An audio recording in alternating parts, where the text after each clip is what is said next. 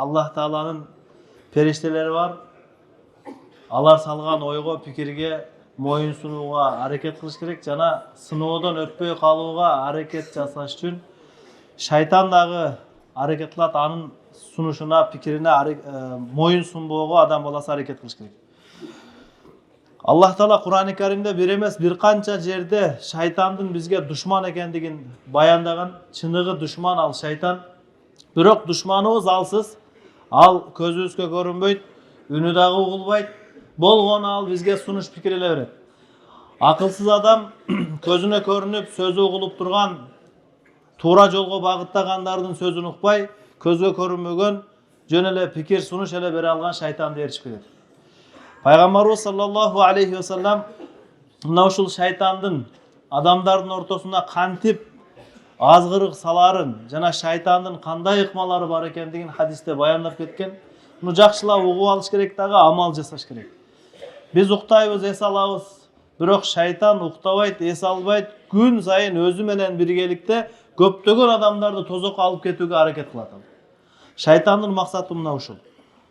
Шайтандын азгырыгы тууралуу Жабир радыйаллаху анху риваят кылган хадисте Пайгамбарыбыз саллаллаху алейхи ва салламдан бул хадисти уккандыгын айтат. Пайгамбарыбыз айтты: "Инна шайтана кад айса ан я'будахул мусаллуна фи жазиратил араби, валакин фит тахриши байнахум." Чындыгында шайтан Араб жарым аралдарында кайра адамдардын бутка сыйынып кетүүсүнөн, шайтанга сыйынып кетүүсүнөн үмүтүн үздү. Эми адамдар андай кылбайт, анын туура эмес экенин түшүнүп калышты.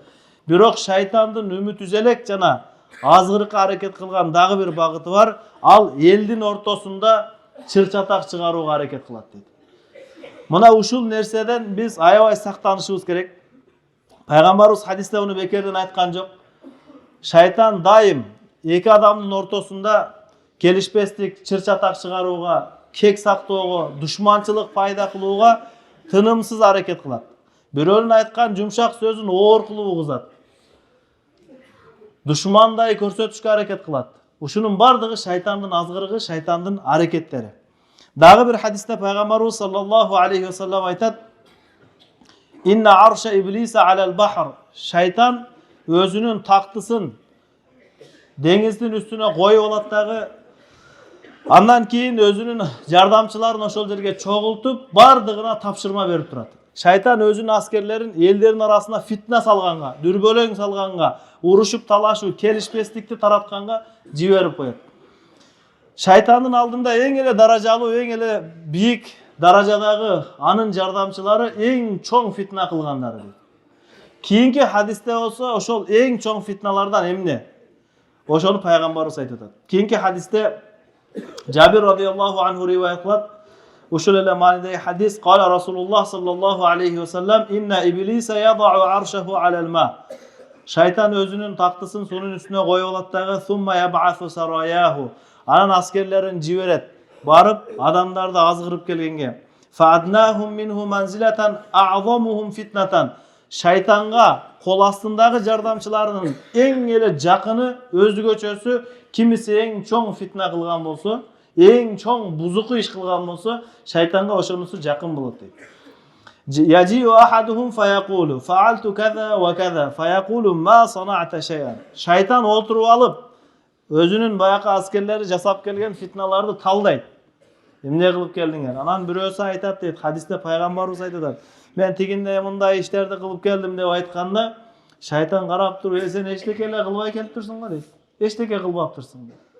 Алардын жасаган ишин туура эмесин, эми анын туура эмес, шайтандын туура эмес иши өзү туура иш өзүчө.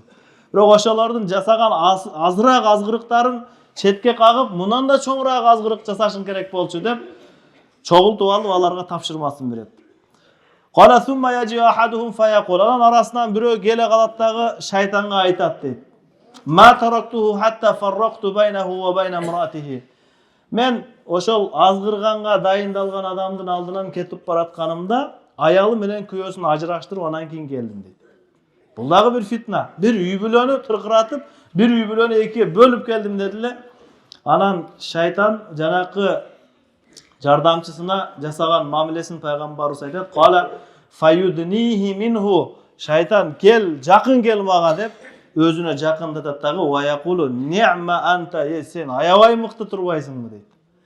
Демек үй бүлөдөгү келишпестик шайтандын арман кылып жүргөн жана жасаганга кызыктар болгон эң чоң азгырыгы да булчу. Үй бүлөдөгү келишпестик. Биз үчүн анча-мынча казан аяк кагышып турат андай мындай деп коюшубуз мүмкүн, бирок шайтандын көз карашында өтө чоң азгырык экен бул. Шайтан айтат, бери кел дейт. Калал Амаш равилердин ушул хадисти риваят кылгандардын бирөөсү айтат, ураху кала фаялтазимухум. Менимче ушул хадисте мындай деген да жери бар эле. Шайтан баякы азгырып келген өзүнүн жардамчысын кучактайт дейт. Кучактап алат, аябай мыкты экенсиң. Сен жакшы иш кылып келиптирсиң. Ошол үчүн биз шайтандын кайсыл жактан кол саларын билип алгандан кийин эми бизден талап кылынган нерсе мына ушуга барып калбаш керек. Анча-мынча үйдөгү эркек киши көзү менен кулагын да жаап коюш керек болгон учурлар болот. Анча-мынча. Ошол учурларды таап билип аткарыш керек. Бул нерселер көбүнчө үй бүлөгө жакшы мамиле жасоо, үй бүлөгө жакшы мамиле жасаганыңар такваңар, мен таквамын деп пайгамбарыбыз көпчүлүгүн эркектерге айткан. Себеби бул нерселерди ойлонуп, түшүнүп, аткара алуу эркектердин колунан келет. Ал эми наркы тарапка түшүндүрүш кыйыныраак, түшүнгөндөн кийин дагы аткартырыш кыйыныраак. Ошол үчүн эркек акылдуураак болуш керек дагы, үй бүлөнү сакташка аракет кылыш керек. Эми бир үй бүлө бузулса, шайтанга эмне пайда?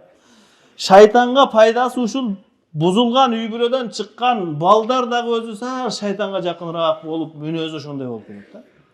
Себеби бирде жакпаса атасына жакпаса апасына барат, апасына жакпаса атасына барат. Ортодо андан кийин түп-түз шайтандан эле тарбия алат булчу. Андан кийин көптөгөн бузукларга себеп болот, бузукчулук иштерге, жаман иштерге себеп болот. Ошондуктан тарбиясыздык, коомдо бир тарбиясыз адамдын пайда болгондугу, ал тарбиясыздык, жаман мүнөз бул адамдын өзүнүн ичинде сакталып калбайт дагы, анын дагы жакын досу болот. Андагы сүйлөшкөн, сырдашкан бирөө болот. Ушинтип элге жаман мүнөз, жаман ахлак, жаман сөздөр тез тарап кетет. Ошол үчүн пайгамбарыбыз саллаллаху алейхи вассалам мына ушул нерседен бизди эскертип кетип атат. Шайтандын эң чоң азгырык кылган жардамчысы үй бүлөнү бузган адам, бузган шайтан болсо, силердин эң жакшыңар үй бүлөнү сактап калганыңар дейт. Үй бүлөнү сактап калыш үчүн анча-мынча нафсиге каршы эмелер болуп кетиши мүмкүн. Ошол үчүн кечкеле үй бүлөнүн үстүнөн кыйнай берген адам, бир нерселерди айтканын кылдырганга аракет кылган эркек, ал үй бүлөгө жакшы бир тарбия бере албайт. Себеби бир үй бүлөлөрдүн бирөөсүндө күйөөсү уруша берет экен да, бардыгыңар малсыңар, бардыгыңар башыңар иштебейт деп, аялынан баштап балдарына чейин бардыгын айтып, балдары эгер айтканын кылбаса, алар силер ошол тайкеңер тарткансыңар деп аларды тийишип, мына ушинтип кыйнай бергендиктен, анан күндөрдүн биринде аял айтыптыр, туура биз бардыгыбыз малбыз, ушу малдар менен жашаган бир эле адам сенсиң бечара депчи. Аллах Таала кимге кандай ылайыктуу болсо ошону берет, ошону менен жашаш керек болот. Разы болуш керек. Кандай эле жакшы күндөрүнө разы болуп, сүйүнүп кабыл алганыңыздай, анча-мынча жагымсыз күндөрүнө дагы разы болуп, кабыл алыш керек болот. Эгер наразы боло берсе эмне болот? Наразы боло берсе, анда биз кайсы бир шайтандын, чоң шайтанга жакындап, анын сыйлыгына жетип калышына себеп болуп калабыз да. Ошол үчүн бул нерседен этият болуш керек. Уламалар айтат, шайтандын азгырыктарынын бир канча этаптары бар. Биринчи этап, шайтан азгырганда адамга жакшы иш турса, аны жасатат дагы андан да жакшыраагынан жасатпаганга аракет кылат. Иштер ар түрлүү, жакшы иш бар, андан да жакшыраагы бар. Зикир кылып олтуруу бир бурчта жакшы иш. Бирок өзүңүзгө окшогон дагы бирөөнү зикирге салып коюу, аны дагы зикирге кызыктырып коюу андан да жакшы иш. Анан ушундай кылайын десеңиз, шайтан айтат, эмне кыласың, ал ар ким өзү билет да, жөн эле кой, зикириңди кыл. Бул этапта азгыргандан кийин эми экинчи деңгээлге өтөт. Экинчи деңгээл мубах иштерди, шариатта рухсат болгон иштерди көп жасатат. Мисалы үчүн көп уктоо, көп тамак жөө, ушул деңгээлге шайтан алып чыгат акырындап. Көп уктайт, көп тамак жейт, көп сүйлөйт. Андан кийинки этап ушул деңгээлде шайтан азгырып алгандан кийин үчүнчү деңгээлге алып чыгат. Майда кичинекей күнөөлөрдү жасатып баштайт шайтан. Кичине күнөөлөрдү акырындап жасатканда, мисалы үчүн анча-мынча сөгүнүп жиберүү жана башка ушул сыяктуу жаман адаттарды үйрөтөт.